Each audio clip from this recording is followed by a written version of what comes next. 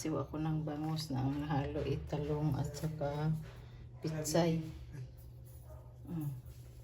Tapos pambaon ni Bunso pusit. Yan, hugasan ko pa rin yung pusit.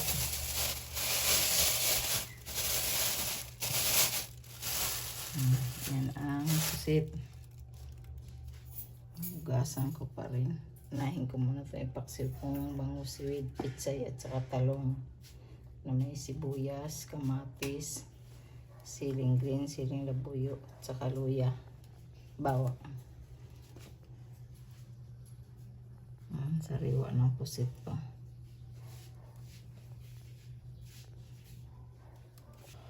Yan, ang pusit, linisin ko pa ngayon. Malinis na yung bangus. Ilagay ko na dito sa kalderong may luya, siling green, sibuyas, bawang, kamatis. Papaksiw natin, nilagay ng pitsay at talong.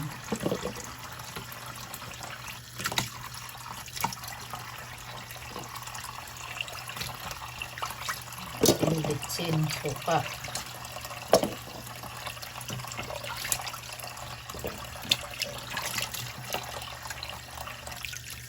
Yan.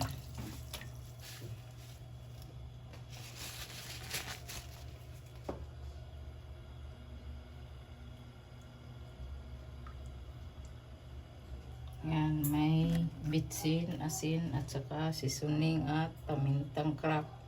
Lagyan natin ng suka.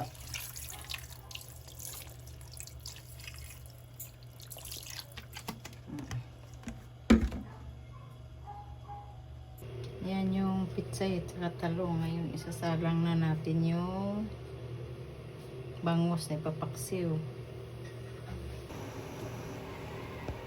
Isasalang na natin yung bangus papaksiw.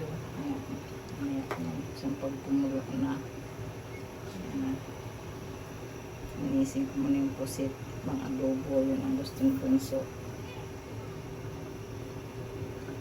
Pumulo na, medyo konti na sabaw. Lagay ko na yung pitsay at saka talong. Nandiyan kasi si Kuya Rico, kapatid ni Ronaldinho, nag-uusap sila.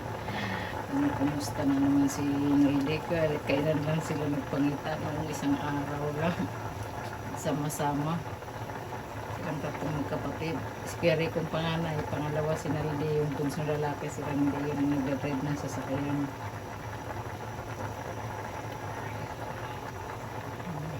Pintuhan na sila, wag daw muna si Naldi magdadrive kasi pinagbawal talaga ng doktor. 6 months siya na hindi pwede magdrive kahit motor o sasakyan. Maglalakad, di pa siya pwede sa malayo. Kasi 1 month pa lang siya magpirahan. Okay naman na high blood na lang siya at saka yung cholesterol niya yun lang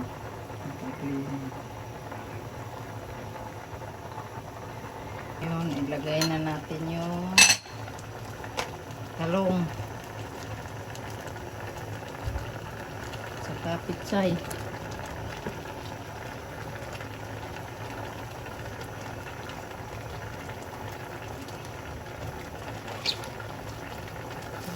Pitsay. Ayan. Saka yung siling labuyo. Saka natin ulit.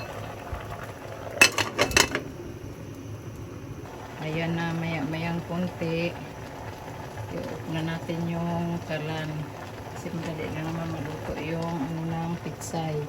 Shoutout po pala sa lahat ng aming subscriber sa Datihan, Paguhan, sa Luzon, Visayas at Mindanao at sa ibang bansa. Salamat sa walang sawang pagsuporta sa aming mag-asawa sa aming munting vlog. Ayan, babawi na lang po ako sa inyo. Busy pa ngayon. Luzon, Visayas, Mindanao at sa ibang bansa. God bless po sa ating lahat. Bye! Tapos panghangtok para maluto na yung pitsay. Kulang ka lang.